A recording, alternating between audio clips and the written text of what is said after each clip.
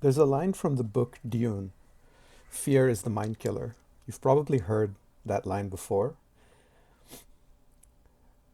The interesting idea behind that line is that we have a mind that functions in a certain way and that can be killed by a single emotion: fear.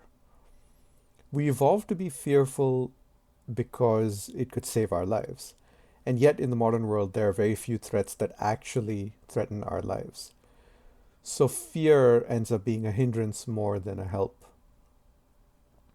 When you feel fear, it's actually a really good sign that you're onto something, especially when you're dealing with risk and opportunity.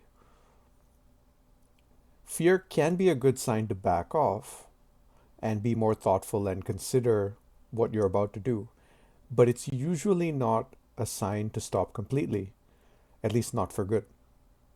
The reason I think this is because fear generally clouds our judgment and makes things seem larger and scarier than they are. And if we think about it, emotions such as anxiety and despair and hopelessness, in a way, are all linked and connected with fear. The fear that things might not work out, the fear that things will go poorly in the future. Catastrophization, especially, is a form of this, where you think, oh no, if I'm late today, I'll get fired. If I get fired, I can't pay my rent. If I can't pay my rent, I'll be homeless. Therefore, if I'm late today, I'll be homeless. And it's that kind of chain of thinking that often leads to making smaller decisions than we could and taking less risks than we could and being so afraid that we end up basically paralyzed.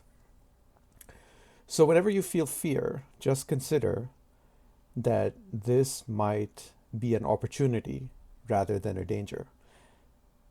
And just ask yourself, what can I do while I'm afraid that is still moving in a positive direction rather than backing away from potentially progress?